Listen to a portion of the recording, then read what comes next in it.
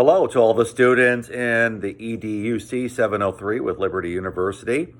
My name is Charles Tenbrook, and I'm here to do my fourth post for our course here, our video that's going to be a presentation on the philosophical model analysis that we did. And one thing we always say from where I am is Pagalagifsi. I'm in Barrow, Alaska, and that just means welcome to all. That comes from the Inupiaq language. That's actually sort of an endangered language up here in this region. So I thought I'd at least give you that word, so something you can take with you. So my person that I chose to explore and look at was a great advocate for our times. You know, sometimes you look back at people that did things that were really at times where they were pushing the boundaries for not just social reform, but really to change the world in the way that they saw it.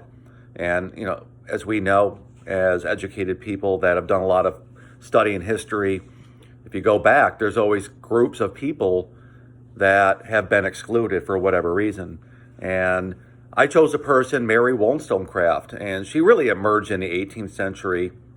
And she was a major advocate for the rights of women, and not just the rights of women in the classroom, but also in society.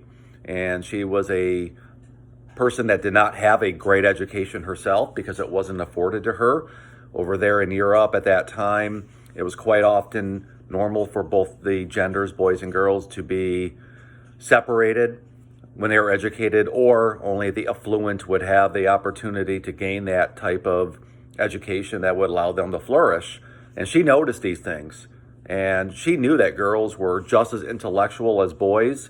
They could do exactly the same thing. And with that in mind, she thought not only would it make the individual female better to have the same type of education, it would also have a major impact on our society as a whole. And, you know, I look at all the things that are going on today with a lot of reforms, and it'd be really hard to imagine a world to where women were not allowed to be, you know, have the same access to everything as men, you know, and that goes for a lot of other groups as well. It's like really inspirational to me. Like I said, I'm in a place where there's a huge cultural difference with the Inupiaq, Native American, Indian, Eskimo, and it just really reminds you that there are groups that are still out there that don't seem to be equal. I mean, it might be said in lip service, in documentation from the government, but not necessarily in play. But some great things about Mary Wollstonecraft that was great was that she would push the boundaries. She would speak out against other people, and you know, she was not going to settle for anything that was less. And you got to remember, this is the 1700s, and she was going to fight for those rights no matter whatever happened. She had that passion. And, you know, she took a big role in trying to get women into politics and all these other wonderful places. And, you know, that really was in the Enlightenment era where there was a lot of change, which came after the medieval era, which we know from the course. And she was one of those leaders that said, there has to be more. You know, there has to be more. And she knew that women could do it. So, you know, I hope, you know, and all of the people that we had the opportunity to really delve in deep, you know, I hope that that's inspirational to you. I know it is to me.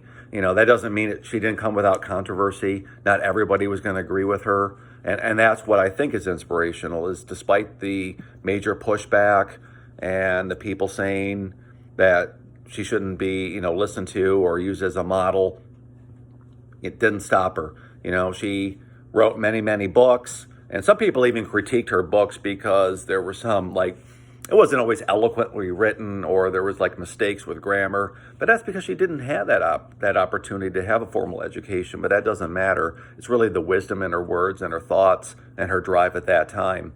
So again, good luck to all of you, and thank you for checking in my video on Mary Wollstonecraft, and God bless you all.